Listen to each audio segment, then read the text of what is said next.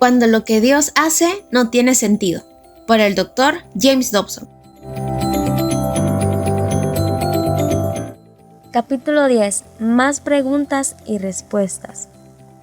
Ahora concentremos nuestra atención en algunos temas nuevos que debemos considerar.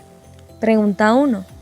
Nosotros oramos por nuestros 3 hijos antes que fueran concebidos y hemos seguido haciéndolo todos los días de sus vidas. Sin embargo, nuestra hija, que es la segunda de los 3, ha escogido rechazar nuestra fe y hacer cosas que ella sabe que son malas. Está viviendo con un hombre que se ha divorciado 2 veces y al parecer no tiene ninguna intención de casarse con él.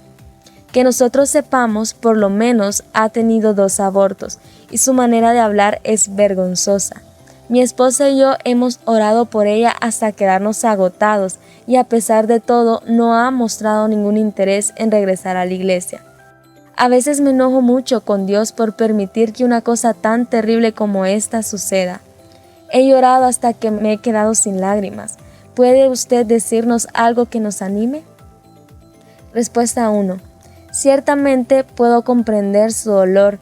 Yo creo que más personas se han sentido desilusionadas con Dios por causa de un hijo o una hija descarriado que por cualquier otro motivo. Para la mayoría de los padres cristianos no hay nada más importante que la salvación de sus hijos. Todas las demás metas y logros en la vida son insignificantes al compararlos con esta transmisión de la fe a su descendencia. Esa es la única manera en que podrán estar juntos por la eternidad y ellos, como usted, han estado orando día y noche por un despertamiento espiritual. Lamentablemente, si Dios no contesta rápidamente esas oraciones, existe la tendencia a echarle la culpa de lo que sucede y a luchar con intensos sentimientos de amargura. La barrera de la traición reclama otra víctima. A menudo este enojo contra el Señor es resultado de un concepto erróneo acerca de lo que Él hará y no hará en las vidas de las personas por quienes nosotros intercedemos. La pregunta clave es, ¿exigirá Dios que nuestros hijos les sirvan si ellos escogen un camino de rebeldía? Esta es una pregunta muy importante. Según el Dr. John White y los teólogos con los que he hablado acerca de ella, la respuesta es que Dios no obliga a nadie a aceptar su voluntad. Si esa fuera su inclinación, jamás ninguna persona se perdería. En 2 de Pedro 3:9 dice, «El Señor es paciente para con nosotros, no queriendo que ninguno perezca, sino que todos procedan al arrepentimiento». Para obtener esta gran salvación hay una condición. La persona debe extender la mano y tomarla. Él o ella debe arrepentirse de sus pecados y creer en el Señor Jesucristo. Sin este paso de fe nadie puede tener el regalo del perdón y la vida eterna. Entonces, ¿qué es lo que podemos lograr por medio de la oración si existe una esfera de nuestras vidas en la que el Padre no intervendrá? En su profundo libro titulado Parents in Pain, Padres que Sufren, el Dr. White dice, en esto consiste el secreto de comprender cómo podemos orar por nuestros hijos o por cualquier otra persona. Podemos pedir con toda confianza que Dios abra los ojos de los que están moral y espiritualmente ciegos. Podemos pedir que los engaños de sí mismos, detrás de los cuales se esconden los pecadores, puedan ser reducidos a cenizas por el intenso fuego de la verdad. Que las oscuras cavernas sean hechas pedazos para que entre la luz, que los disfraces puedan ser quitados de encima de un hombre o de una mujer para revelar su desnudez ante la santa luz de Dios. Sobre todo, debemos pedir que la gloria de Dios en la faz de Jesucristo resplandezca en medio de la ceguera espiritual causada por el Dios de este siglo. 2 de Corintios 4:4. Todo esto lo podemos pedir con toda seguridad de que no solo nos oirá, sino que se deleitará en contestarnos. Pero no podemos pedirle a Dios que obligue a un hombre, una mujer o un niño a amarle y confiar en Él. Pedirle que les libre de una tentación irresistible, que les dé toda oportunidad de arrepentirse, que les revele su hermosura, su ternura y su poder, sí, y 1000 veces sí. Pero pedirle que fuerce a un hombre en contra de su voluntad a arrodillarse delante de Él, no en esta vida. y que fuerce a alguien a confiar en Él, jamás. En otras palabras, el Señor no salvará a una persona en contra de su voluntad, pero Él tiene miles de maneras de moverle a estar más dispuesto a hacerlo. Nuestras oraciones liberan el poder de Dios en la vida de otro individuo. Se nos ha concedido el privilegio de interceder en oración a favor de nuestros seres queridos y de llevar sus nombres y sus rostros ante la presencia de Dios. Como respuesta, Él hará que todas las elecciones de suma importancia sean más claras que el agua para esa persona y traerá influencias positivas a su vida para aumentar al máximo las probabilidades de que haga lo que debe hacer. Más allá de eso, Dios no irá. Es verdad que al hablarle de esto nos hemos metido en aguas teológicas profundas. ¿Quién sabe exactamente cómo responde Dios a la oración intercesora y cómo trata a Él con un corazón rebelde? ¿Cómo puedo explicar las oraciones de mi bisabuelo por parte de mi madre, quien murió el año antes de yo nacer? Este maravilloso hombre de Dios, G.W. Mixley, se encargó de orar específicamente por el bienestar espiritual de su familia. Todos los días durante la hora de 11 a 12 de la mañana, le pedía al Señor no solo por aquellos seres queridos que vivían en ese tiempo, sino también por las generaciones que aún no habían nacido. Este buen hombre le hablaba a Dios acerca de mí, aún antes que yo fuera concebido. Cuando se acercaba el final de su vida, mi bisabuelo hizo un anuncio sorprendente. Dijo que Dios le había prometido que todos los miembros de 4 generaciones, tanto de los que ya vivían como de los que aún no habían nacido, serían creyentes. Bueno, yo represento a la 4ª generación después de la de él, y todo ha resultado ser más interesante de lo que tal vez él se imaginó. El matrimonio Mixley tuvo 2 hijas. Una de ellas fue mi abuela y la otra fue mi tía abuela. Ambas crecieron dentro de la denominación de sus padres y se casaron con ministros de la misma. Entre estas mujeres tuvieron 5 hijas y un hijo. Una de las hijas fue mi madre. Las 5 muchachas se casaron con ministros de la denominación de su abuelo y el muchacho llegó a ser ministro. Así llegó mi generación. Mi primo H.B. London y yo fuimos los primeros en graduarnos de la universidad y vivimos juntos durante el tiempo de nuestros estudios universitarios. Cuando comenzó nuestro segundo año de estar en la universidad, él anunció que Dios le estaba llamando a predicar, y puedo asegurarle a usted que yo empecé a ponerme muy nerviosa acerca de esa tradición familiar. Nunca sentí que Dios me estaba pidiendo que fuera un ministro, así que estudié en la escuela para graduarme y me hice psicólogo. Y sin embargo, he pasado mi vida profesional hablando, enseñando, escribiendo acerca de la importancia de mi fe en Jesucristo. A veces mientras estoy sentado en una plataforma esperando para hablar en una iglesia llena de cristianos, me pregunto si mi bisabuelo estará sonriéndome desde algún lugar. Sus oraciones han sido contestadas a través de 4 generaciones para influir en lo que yo estoy haciendo hoy con mi vida. ¿Qué nos dice esto acerca del libre albedrío y el derecho a escoger? No tengo la menor idea. Solo sé que Dios honra las oraciones de sus fieles seguidores y nosotros deberíamos permanecer postrados ante Él en oración hasta que a cada uno de nuestros hijos se le haya dado toda oportunidad de arrepentirse.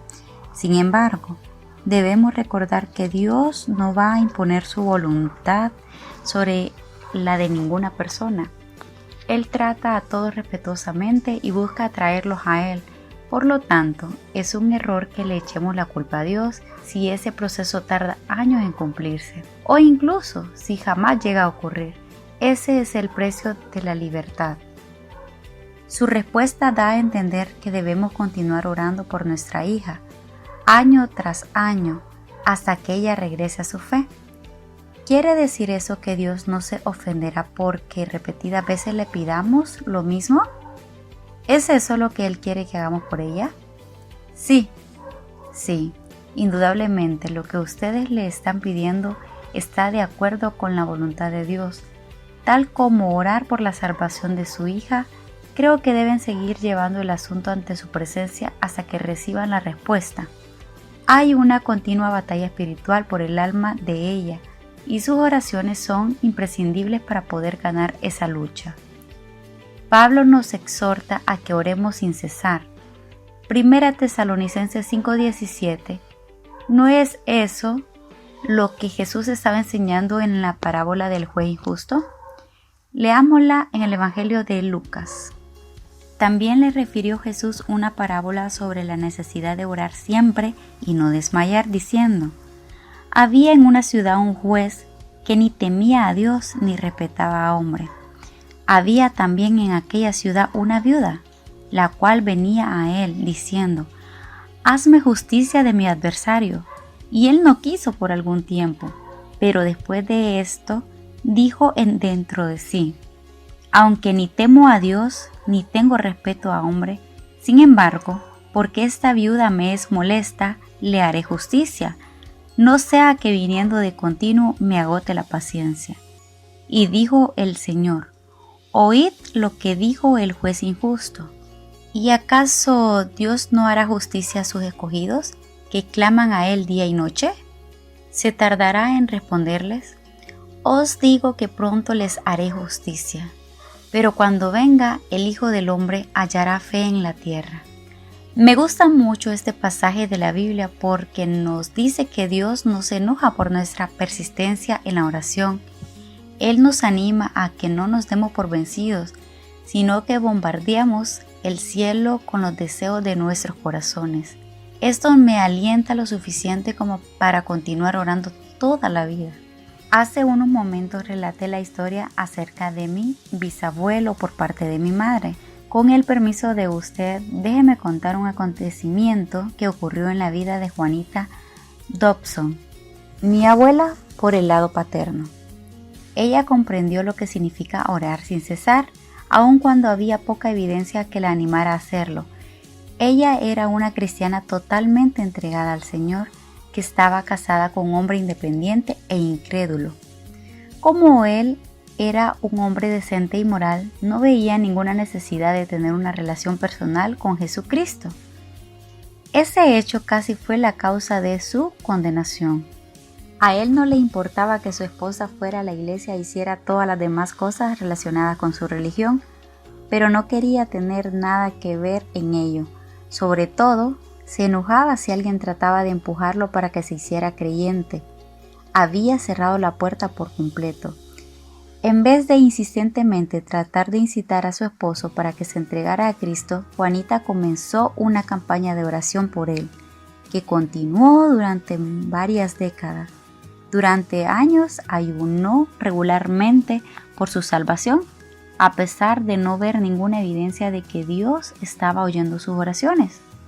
Todavía el corazón de mi abuelo permanecía duro y frío, pero cuando tenía 79 años de edad, sufrió una serie de ataques de apoplejía que lo dejaron parcialmente paralizado. Él había sido un hombre muy fuerte, era un conductor de ferrocarril que medía casi 2 metros de estatura y que jamás había estado enfermo ni siquiera un día durante su vida. Verse permanentemente incapacitado fue algo que lo hundió en la tristeza. Una tarde su hija estaba atendiendo a sus necesidades y preparando su medicina, y a medida que se inclinaba para enderezar su cama, se dio cuenta de que él estaba llorando.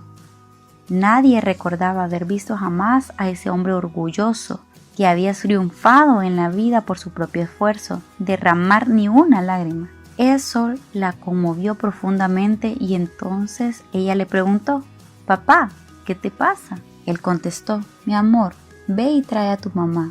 Mi abuelita subió corriendo las escaleras y se arrodilló junto a la cama de su esposo.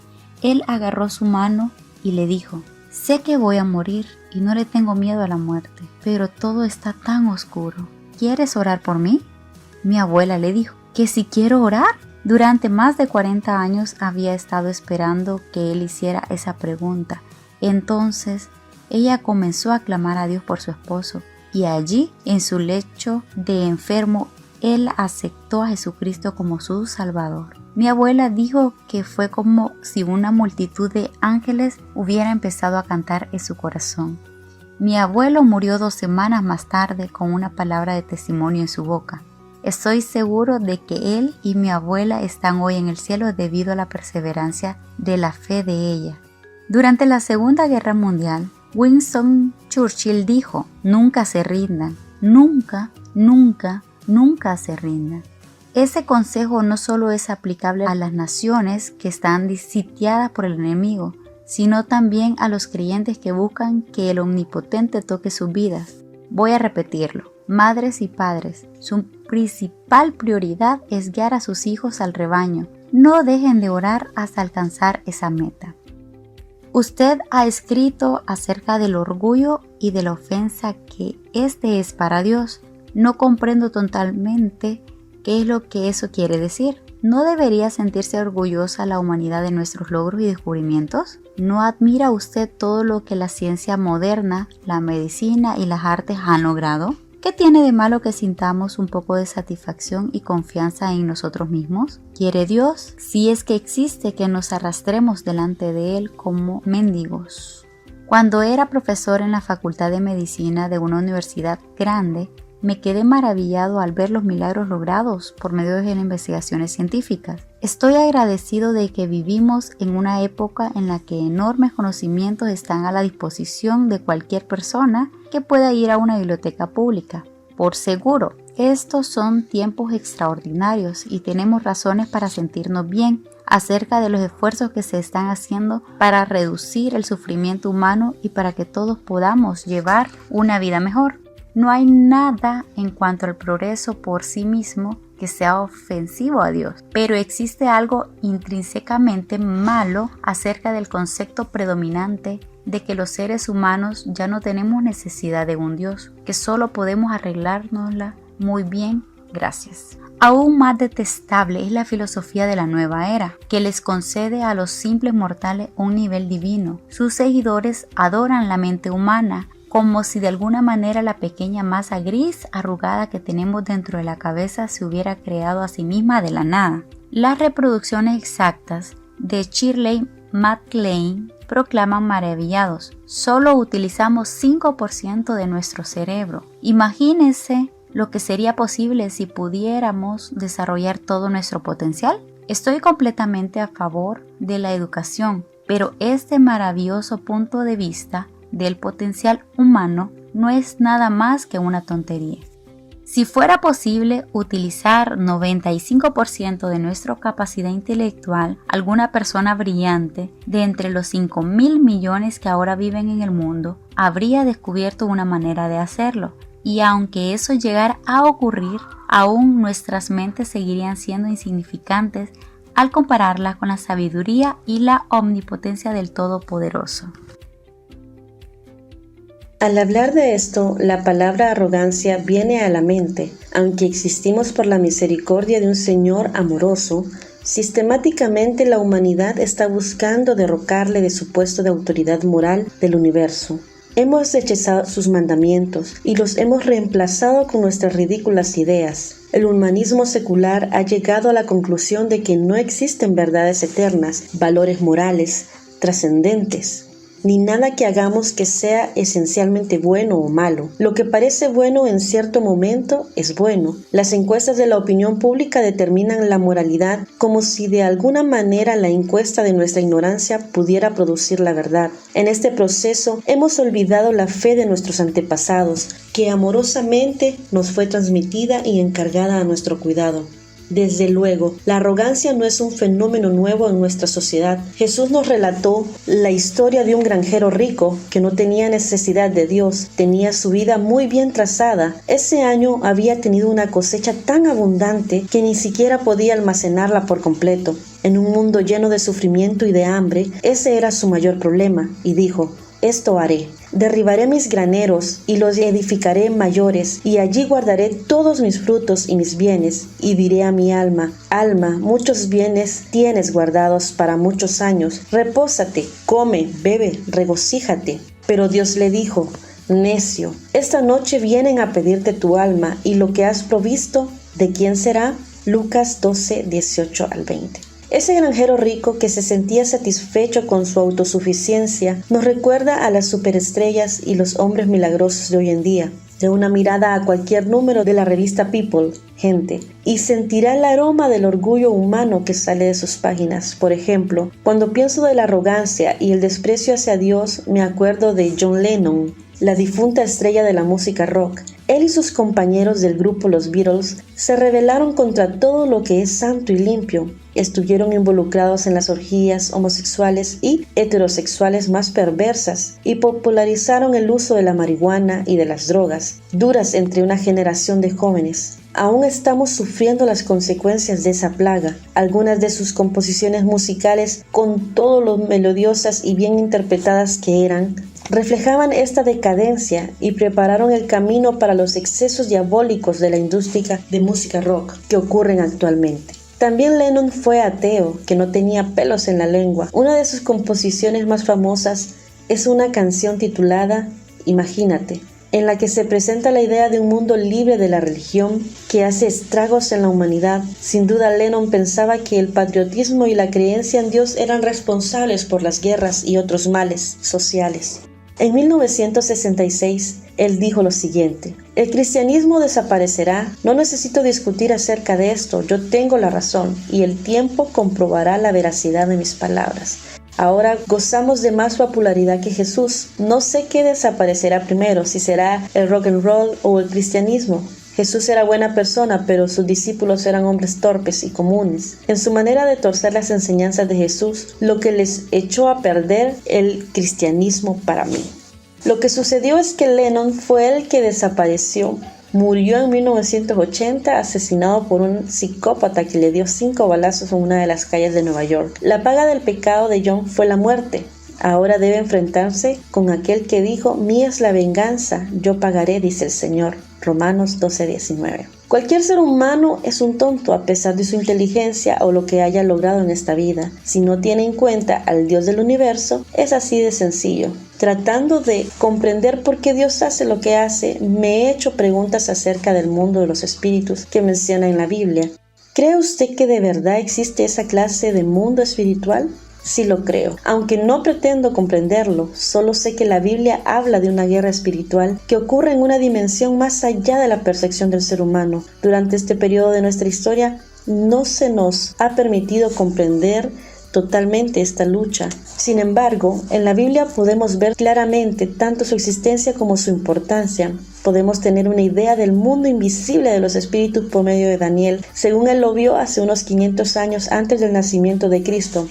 Este inteligente joven solo tenía 16 años de edad cuando los babilonios conquistaron Jerusalén y lo llevaron deportado a Babilonia, junto con sus compatriotas que también sobrevivieron. Allí llegó a ocupar una posición de importancia política y muy pronto se convirtió en la voz profética de Dios para su pueblo. Algunos años más tarde, Daniel tuvo una visión aterradora, en la cual le visitó un mensajero celestial. Muchos maestros bíblicos creen que ese visitante fue Cristo. En los primeros versículos del relato hecho por Daniel se encuentra un fascinante vislumbre del mundo espiritual que no podemos ver con nuestros ojos y del conflicto entre el bien y el mal que ocurre ahí. Alcé los ojos y miré, y he aquí había un hombre vestido de lino, cuya cintura estaba ceñida con un cinturón de oro puro de Ufaz. Su cuerpo era como de berilo, su rostro tenía la apariencia de un relámpago, sus ojos eran como antorchas de fuego, sus brazos y pies como el brillo del bronce bruñido, y el sonido de sus palabras como el estruendo de una multitud. Y solo yo, Daniel, vi la visión. Los hombres que estaban conmigo no vieron la visión, pero un gran terror cayó sobre ellos, y huyeron a esconderse. Me quedé solo viendo esta gran visión, no me quedaron fuerzas y mi rostro se demudó desfigurándose sin retener yo fuerza alguna, pero oí el sonido de sus palabras y al oír el sonido de sus palabras caí en un sueño profundo sobre mi rostro. Con mi rostro en tierra, entonces he aquí una mano me tocó y me hizo temblar sobre mis rodillas y sobre las palmas de mis manos y me dijo: Daniel, hombre muy estimado, entiende las palabras que te voy a decir y ponte en pie, porque ahora he sido enviado a ti. Cuando él me dijo estas palabras, me puse en pie temblando. Entonces me dijo: no temas, Daniel, porque desde el primer día en que te propusiste en tu corazón entender y humillarte delante de tu Dios, fueron oídas tus palabras, y a causa de tus palabras he venido. Mas el príncipe del reino de Persia se me opuso por 21 días. Pero he aquí, Miguel, uno de los primeros príncipes, vino en mi ayuda, ya que yo había sido dejado allí con los reyes de Persia. Daniel 10:5-13. En este relato hay varios elementos fascinantes y angustiosos. En primer lugar, es sorprendente que un hombre de la categoría de Daniel, que era muy estimado delante de los ojos de Dios, no recibiera una respuesta instantánea a su oración. Tuvo que esperar 3 señas antes de que la respuesta del Señor llegara. Lo más interesante de todo es la razón de la demora. Aunque la oración de Daniel fue contestada inmediatamente, el mensajero tardó 21 días para poder quitar de en medio de los seres satánicos que estaban tratando de impedirle el paso. Si realmente Jesucristo fue ese visitante, ¿qué nos dice eso acerca del poder temporal de las fuerzas del mal? Finalmente, desearía que pudiéramos entender más cerca del conflicto espiritual insinuado por el mensajero. Después, en su conversación con Daniel, él dijo: ahora vuelvo para luchar contra el príncipe de Persia, y cuando yo termine, he aquí el príncipe de Grecia vendrá. El significado de estos versículos es sorprendente. Se nos presenta el cuadro de toda la tierra dividida en territorios y jurisdicciones dirigidas por seres poderosos, cuya misión es oponerse a la voluntad de Dios. Tal vez haya un demonio de alto rango asignado a cada iglesia y cada universidad cristiana, como sugiere Frank Peretti en su libro. Está patente, oscuridad. Si esto parece exagerado, piensa en la advertencia que nos ha hecho acerca de nuestro enemigo. Él escribió: porque no tenemos lucha contra sangre y carne, sino contra principados, contra potestades, contra los gobernadores de las tinieblas de este siglo, contra huestes espirituales de maldad en las regiones celestes. Efesios 6:12. ¿Cómo podemos prevalecer espiritualmente contra un enemigo tan peligroso y poderoso? No podemos hacerlo en nuestras propias fuerzas. Pero gracias al Señor, Él sí puede. La Biblia nos asegura que mayor es el que está en vosotros que el que está en el mundo. 1 Juan 4:4. Además, en otros pasajes pertinentes de las Escrituras encontramos palabras alentadoras. Examinemos uno de los que nos animan más. Anteriormente hablamos de Elías, a quien Dios lo envió a esconderse en el arroyo de Querit. Ahora observemos a Eliseo, el sucesor de Elías, según se nos relata en el capítulo 6 del segundo libro de Reyes.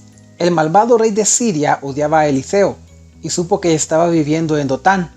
Una noche envió un gran ejército con muchos caballos y carros de guerra para capturar al profeta. Los soldados acamparon alrededor de la ciudad hasta el amanecer, sabiendo que tenían atrapado a su enemigo. A la mañana siguiente, el criado de Elías se levantó temprano y vio a aquel ejército que estaba colocado en orden de batalla contra ellos. Entonces fue corriendo hasta donde estaba el profeta, y lleno de ansiedad le dijo: «Ah, Señor mío, ¿qué haremos?». El gran hombre de Dios respondió: «No tengas miedo, porque más son los que están con nosotros que los que están con ellos». Su criado debe haber quedado perplejo, porque solamente ellos dos estaban allí de pie. Luego Eliseo le pidió al Señor que abriera los ojos del joven, y de pronto éste vio que las montañas alrededor de ellos estaban llenas de caballos y de carros de fuego. Había todo un ejército de seres celestiales esperando para luchar por el Señor.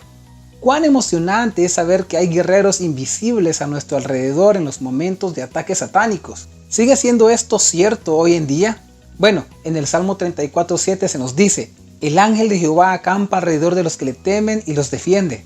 En el Salmo 91:11 leemos: «Pues a sus ángeles mandará acerca de ti, que te guarden en todos tus caminos». Y Hebreos 12:11 nos asegura que estamos rodeados de una grande nube de testigos. En realidad, es alentador el saber que no estamos solos, incluso cuando estamos en medio de una batalla espiritual. Además, debemos recordar que todos los ángeles, inclusive los que nos ayudan en nuestras necesidades, estuvieron involucrados en una guerra celestial antes del principio de la creación. No se nos dan detalles de ese conflicto, pero podemos comprender que Satanás y sus demonios fueron derrotados por Dios y sus ángeles. Por lo tanto, es lógico suponer que los seres angelicales que acampan a nuestro alrededor son expertos en la lucha contra las fuerzas del mal. Y si ellos necesitaran ayuda, pueden apelar a aquel a quien la Biblia dice, si Dios por nosotros, ¿quién contra nosotros? Romanos 8:31. ¿De qué manera cree usted que el mundo espiritual, invisible, influye en las actividades diarias de nosotros los cristianos? No lo sé, pero es motivo para teorías muy interesantes. Permítame relatarle una experiencia personal, solo con el propósito de considerar las posibilidades. Hace algunos años estuve muy ocupado realizando una investigación en la que cada año me veía obligado a visitar 16 centros médicos importantes. En uno de esos viajes tuve que ir a la ciudad de Nueva York, donde después de cumplir con mis responsabilidades en un hospital, tomé unas horas para ir a ver algunos lugares de interés. 2 compañeros fueron conmigo en un viaje turístico improvisado de la ciudad. Era un día muy agradable y conversamos amigablemente a medida que íbamos de un lugar a otro en el tren subterráneo. De repente uno de mis colegas dijo, «Oigan, miren a aquel tipo raro que está allá de pie sobre la plataforma. ¿No estaba con nosotros en los 2 últimos trenes?» Todos recordamos que, sin lugar a dudas, aquel hombre había estado cerca de nosotros, por lo menos durante media hora. Ahora estaba observándonos atentamente desde unos 9 metros de distancia. Antes que pudiéramos comprender qué era lo que estaba haciendo, nos dimos cuenta de que nuestro próximo tren había llegado a la estación. Subimos al tren en el último momento y las puertas se cerraron rápidamente detrás de nosotros. El tipo mugriento corrió hacia nosotros, pero llegó demasiado tarde y se enfureció cuando no pudo lograr que las puertas automáticas se abrieran. Se agarró de uno de los pasamanos del lado del tren, gritándonos obscenidades y amenazas. Entonces tuvo que soltarse a medida que la velocidad aumentó. La última vez que lo vi, estaba agitando los brazos, gritándonos insultos mientras el tren salía de la estación. Mis amigos y yo nos pusimos a hablar de la manera increíble en la que aquel hombre se había comportado, y nos preguntamos cuáles serían sus intenciones. ¿Qué estaría planeando hacer? ¿Nos habríamos librado de algún acto de violencia al habernos subido al tren? ¿Quién sabe? De lo único que podemos estar seguros es que ese hombre nos había escogido para darnos alguna sorpresa, que probablemente había sido bastante desagradable. Tal vez evitamos una experiencia que habría puesto en peligro nuestras vidas, por medio de algo que pareció ser una simple coincidencia. Por supuesto, es posible que el Señor intervino específicamente para protegernos en el tren subterráneo. Estábamos totalmente desprevenidos y expuestos a los planes secretos de ese hombre que quizás era un psicópata, o drogadicto o asesino. Solo el pensar en lo que pudiera haber ocurrido nos plantea una importante pregunta. ¿Cuántas veces tal vez hemos sido librados de consecuencias peligrosas de las cuales jamás nos dimos cuenta? Esta es una idea muy interesante. ¿Quién puede saber cuán a menudo el Señor nos protege y nos guía silenciosamente por un camino más seguro? Hay otras ocasiones en las que casi parece que todo ha sido predeterminado para que tengamos una tragedia. Recuerdo una tarde cuando regresaba de mi trabajo a casa y vi un terrible accidente automovilístico en una de las autopistas de Los Ángeles. El primer auto chocó con una división del centro, cruzando hasta el otro lado de la autopista y chocando luego con uno de los autos que venía de frente. Los 2 choferes murieron instantáneamente. A menudo he pensado en la increíble coordinación que fue necesaria para causar ese accidente.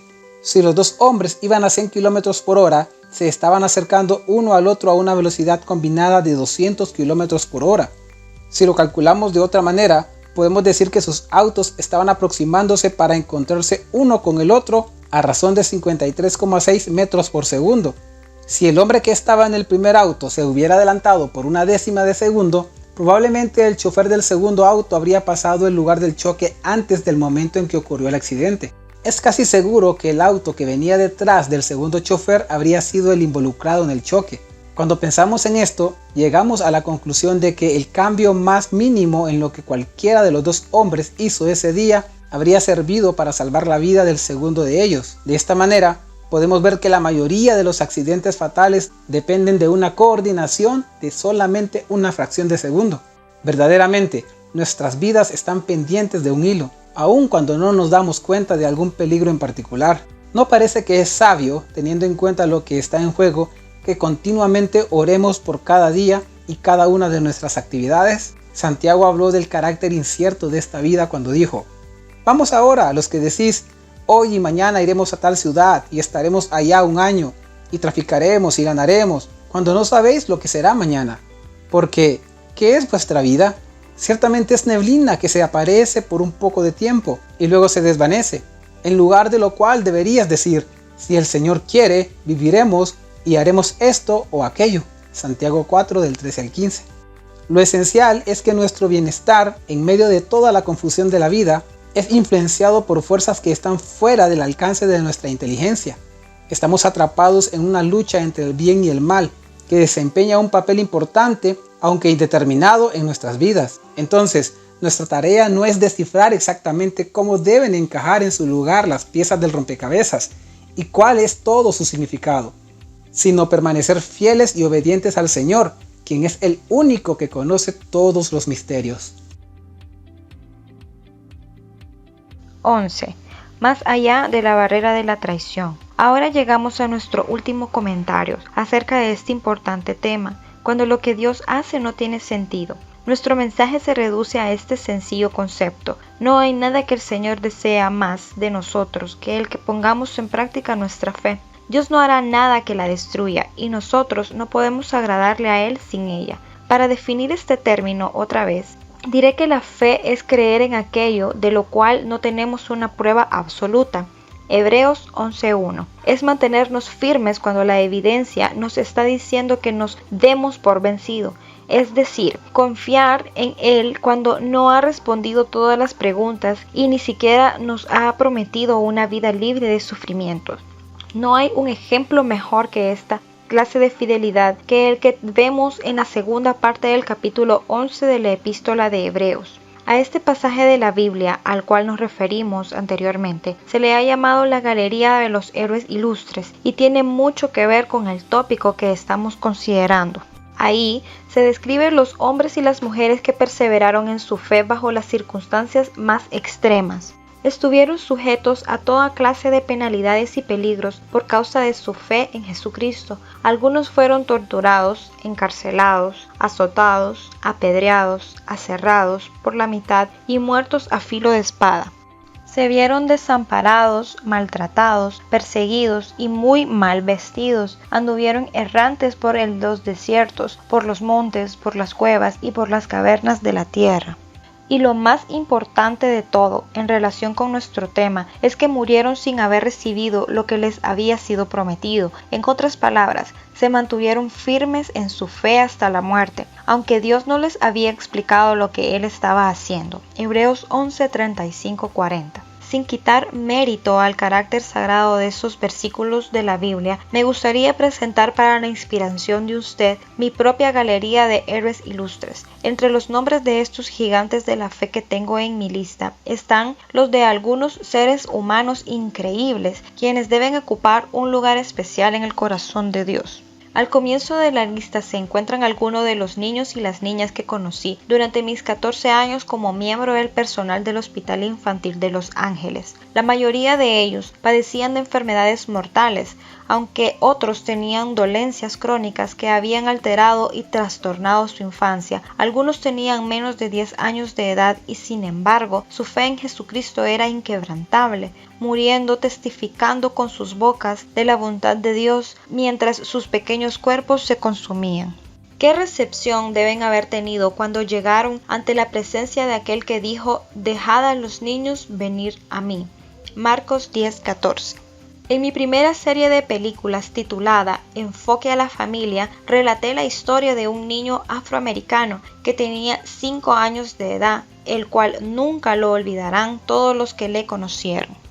Una enfermera junto con la que trabajé, llamada Grace, había cuidado a este pequeñito durante los últimos días de su vida. Estaba muriendo de cáncer del pulmón, la cual es una enfermedad aterradora durante sus últimas etapas. Los pulmones se llenan de líquido y el paciente no puede respirar. Es terriblemente claustrofóbico, especialmente para un niño pequeño. Este niño tenía una madre cristiana que lo amaba y que permaneció a su lado a través de toda esa larga experiencia horrorosa. Lo mecía sobre sus piernas y le hablaba dulcemente del Señor. Instintivamente estaba preparando a su hijo para que las últimas horas de su vida llegaran. Grace me dijo que un día, cuando la muerte estaba ya muy cerca, entró a la habitación y oyó al muchachito hablando acerca de que oía sonar las campanas. «Las campanas están sonando, mamá», dijo. «Puedo oírlas». Grace pensó que estaba teniendo una alucinación porque le quedaba muy poco tiempo de vida. Ella salió de la habitación y cuando regresó unos pocos minutos después, lo oyó hablando otra vez acerca de las campanas que oía sonar. Más tarde, la enfermera le dijo a la madre del pequeñito: «Estoy segura de que usted sabe que su bebé está oyendo sonidos que no existen. Está teniendo alucinaciones por causa de su enfermedad». La madre acercó a su hijo a su pecho, sonrió y dijo: «No, señorita, él no está teniendo alucinaciones. Yo le dije que cuando no pudiera respirar, si prestaba atención, podría escuchar las campanas del cielo, que sonarían para él. Es de eso de lo que ha estado hablando todo el día». Más tarde, ese mismo día por la noche, aquel precioso niño murió en el regazo de su madre y todavía estaba hablando de las campanas del cielo cuando los ángeles vinieron por él. Qué pequeño soldado tan valiente era él. Su valor no fue reportado en los periódicos del día siguiente. Tampoco ningún periodista famoso relató su historia en las noticias nocturnas de la televisión. Sin embargo, para siempre él y su madre ocuparán un lugar en nuestra galería de héroes ilustres. Mi próximo candidato para ocupar un lugar entre aquellos que deben ser recordados para siempre por causa de su fidelidad es un hombre al que nunca conocí, aunque influyó en mi vida mientras estaba perdiendo la suya. Supe de él por medio de un documental dramático que vi en la televisión hace algunos años. El productor había obtenido el permiso de un especialista en cáncer para colocar cámaras en su clínica. Luego, con la aprobación de 3 pacientes, 2 hombres y una mujer, filmó el momento en el que cada uno de ellos se enteró de que tenían un tumor maligno en sus últimas etapas. Su primera reacción de sobresalto, incredulidad, temor y enojo fueron grabadas detalladamente. Más tarde, el equipo encargado de producir el documental siguió a estas 3 familias a través del proceso de tratamiento con sus altibajos, esperanzas y desilusiones, dolor y terror. Permanecí sentado sin moverme, mientras el drama de vida y muerte se desarrollaba en la pantalla. Finalmente, los 3 pacientes murieron y el programa terminó sin ningún comentario o editorial. Hubo tanto que se debió decir. Lo que más me impresionó fueron las diferentes maneras en las que las personas se enfrentaron con sus aterradoras circunstancias. Los 2 que al parecer no tenían fe reaccionaron con enojo y amargura. No solo lucharon contra la enfermedad, sino que parecía que estaban en guerra contra todo el mundo. Sus relaciones personales y hasta sus matrimonios fueron sacudidos, especialmente a medida que se acercaba el fin. Le advierto que no estoy criticándoles. La mayoría de nosotros reaccionaríamos de una manera bastante parecida si nos encontráramos frente a una muerte inminente, pero eso fue la causa de que el tercer individuo fuera tan inspirador para mí.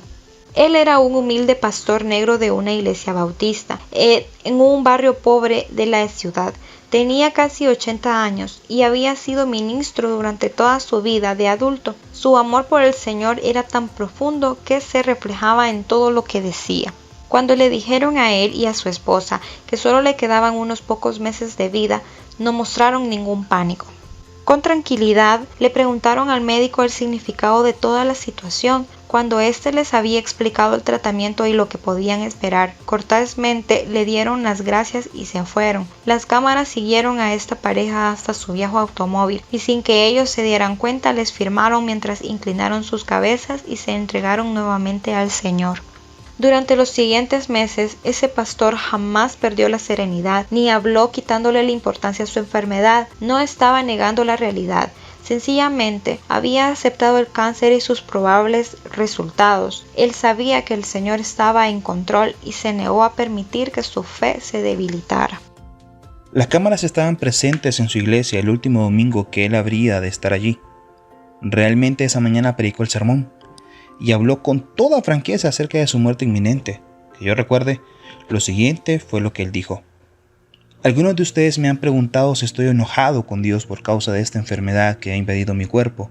Les digo sinceramente que en mi corazón solo tengo amor hacia Dios. Él no me hizo esto. Nosotros vivimos en un mundo pecaminoso en el que la enfermedad y la muerte son la maldición que el ser humano trajo sobre sí mismo. Y yo voy a un lugar mejor, donde ya no habrá más llanto, ni dolor, ni aflicción.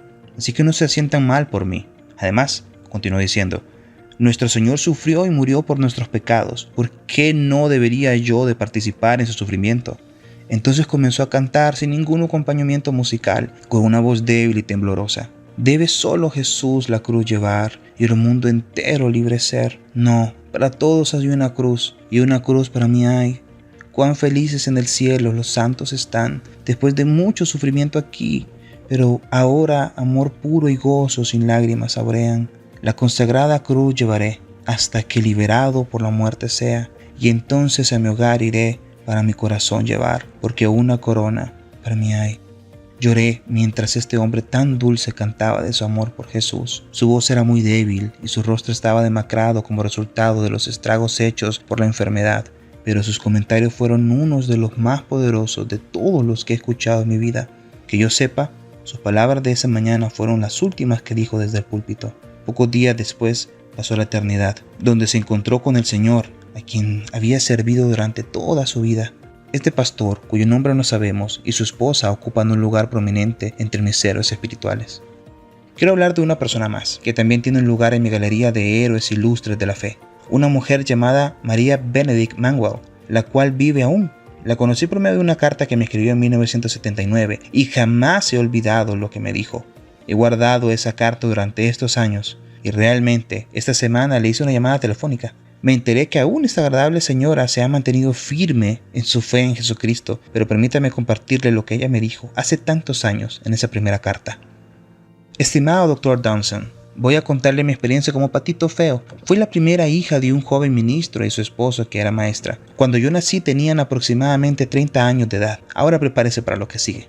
Cuando tenía 8 meses de edad, de repente el grueso muelle de un asiento brincador en el cual yo estaba saltando se rompió. Como el muelle estaba muy tirante, descendió violentamente, golpeando y rasgando lo primero que encontró en su camino, que fue la parte blanda de mi cabeza. No había nada que hacer. Mis padres y mis tíos, con quienes estábamos de vacaciones, creyeron que estaba muerta.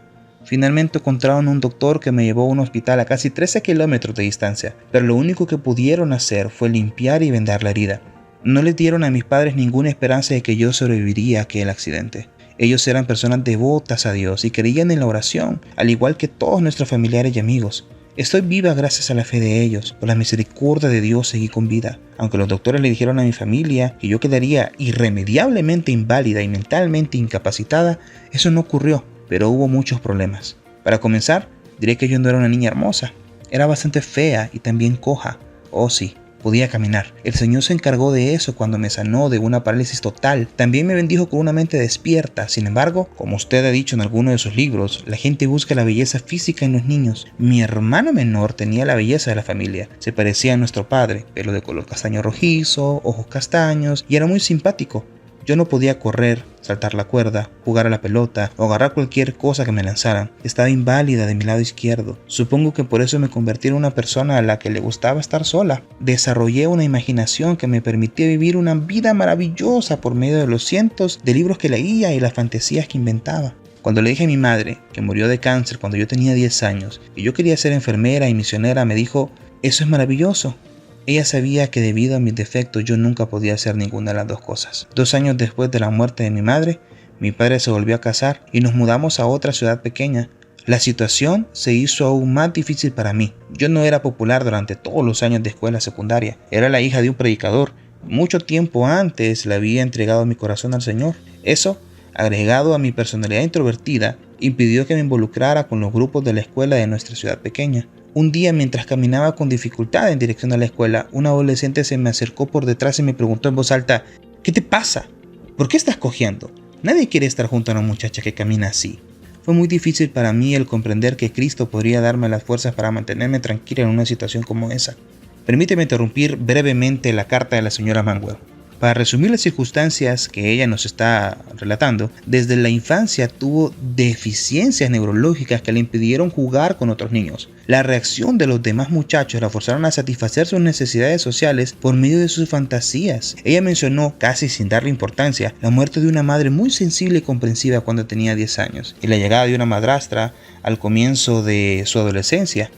Agregamos a eso las burlas de aquellos del sexo opuesto cuando era adolescente y más rechazo porque era hija de un predicador. Aquí tenemos los ingredientes para producir un daño psicológico permanente en la mayoría de los niños. pero esta no era una joven común y corriente. Regresemos a su carta para ver qué es lo que el Señor ha hecho con su vida. Continúa. Más tarde, me casé con un joven que fue compañero mío en la escuela, y el Señor me ha bendecido dándome 6 hijos y 2 hijas. Todos ellos se han casado con cristianos maravillosos. Durante casi 40 años, mi esposo me ha protegido en ocasiones cuando imprudentemente yo habría tratado de abarcar más de lo que podía apretar.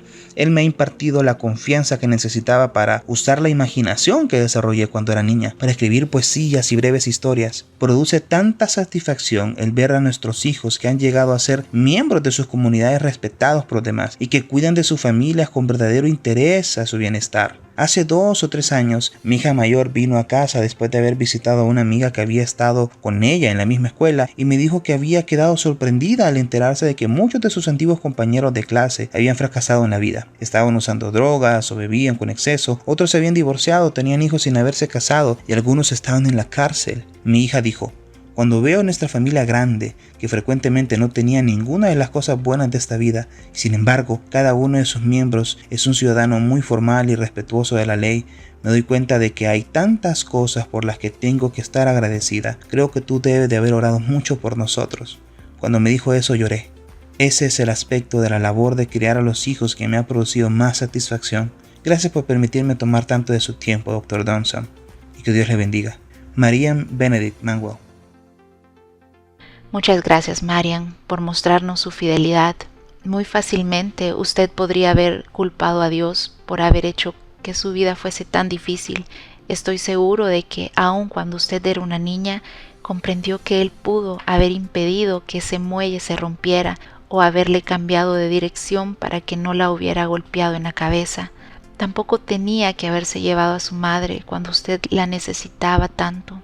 Él pudo haberla hecho linda o popular o atlética, teniendo en cuenta sus limitaciones.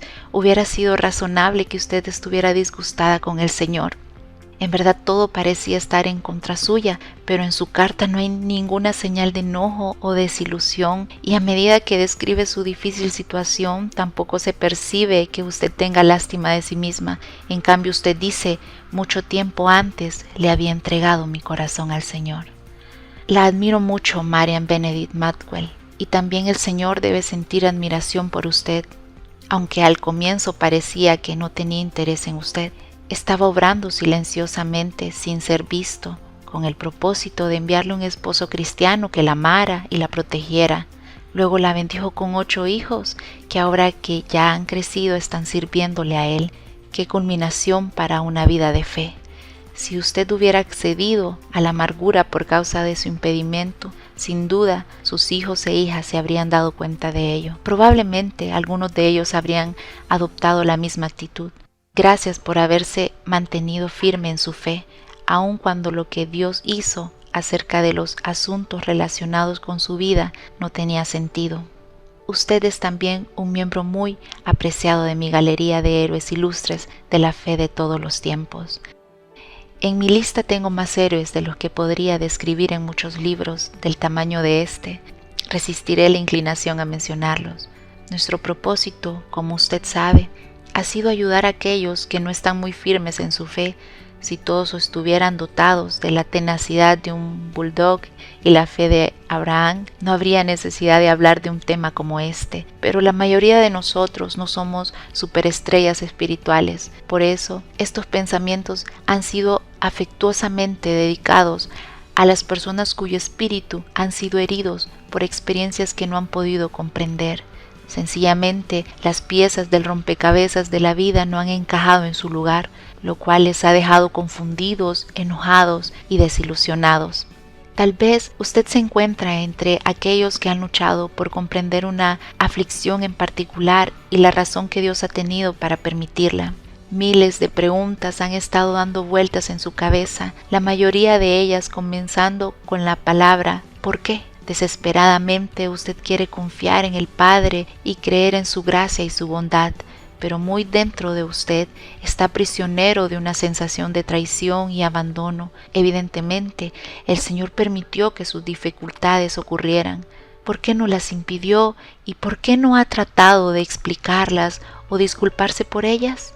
El no poder contestar estas preguntas fundamentales se ha convertido en una barrera de 1 kilómetro de alto y no parece que usted pueda encontrar cómo subirla o pasar alrededor de ella. Para algunos de ustedes, su angustia comenzó con la muerte de un precioso hijo o hija. Su dolor por causa de esa pérdida ha sido tan intenso que usted se ha preguntado si podrá siquiera seguir adelante.